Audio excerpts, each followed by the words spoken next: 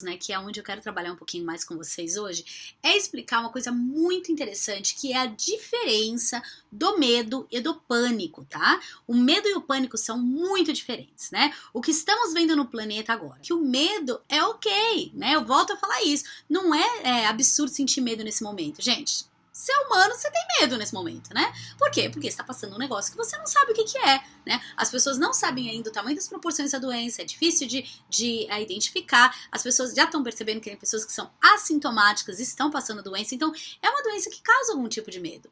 Gente, ter medo faz parte de viver, né? Então, se não tivermos medo, não estaríamos aí, talvez, tendo a precaução que nós temos. Então, o medo, ele é bem-vindo. O medo não é o fim do mundo, mas é como lidamos com o medo, que é o que eu sempre falo. A nossa responsabilidade em cima do medo, tá?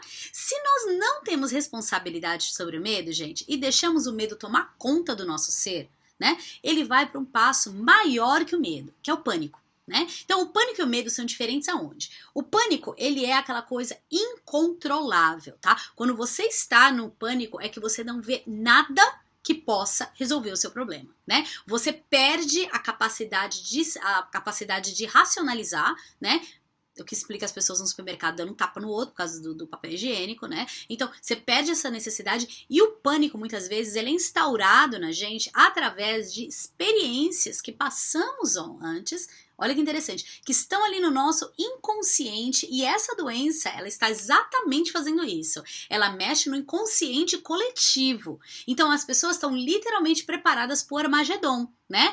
Quem nunca, né, gente? Quem nunca assistiu o filme Armagedon? Quem nunca assistiu World War, whatever, né? Que tinham doenças, que viravam zumbis, né? Quem nunca viu? Tudo isso, gente, é parte do inconsciente coletivo.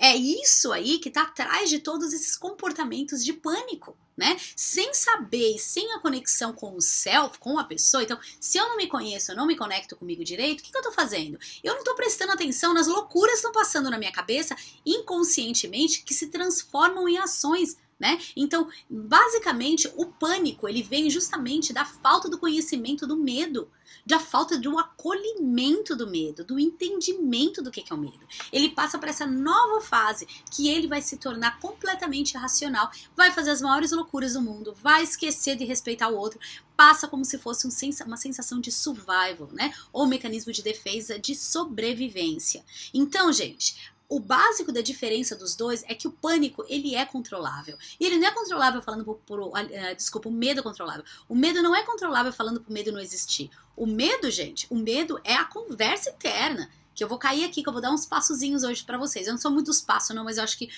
nesse sentido é importante a gente lembrar de algumas coisas pra estar bem claras. Até coloquei, fiz até uma colinha, coisa que eu nunca faço. Hoje eu fiz. Porque eu acho muito importante a gente entender que para não cairmos no pânico, temos que entender e aceitar o medo, lidar com os medos, né? Convidar o medo para entender de onde é que ele vem, conversar com esse medo. Então, a diferença entre essas duas coisas é muito grande, tá? Não temos como controlar o medo, temos como lidar com o medo. Mas temos também, uma vez que lidando com o medo, a gente não cai numa situação de pânico ou de medo coletivo, tá?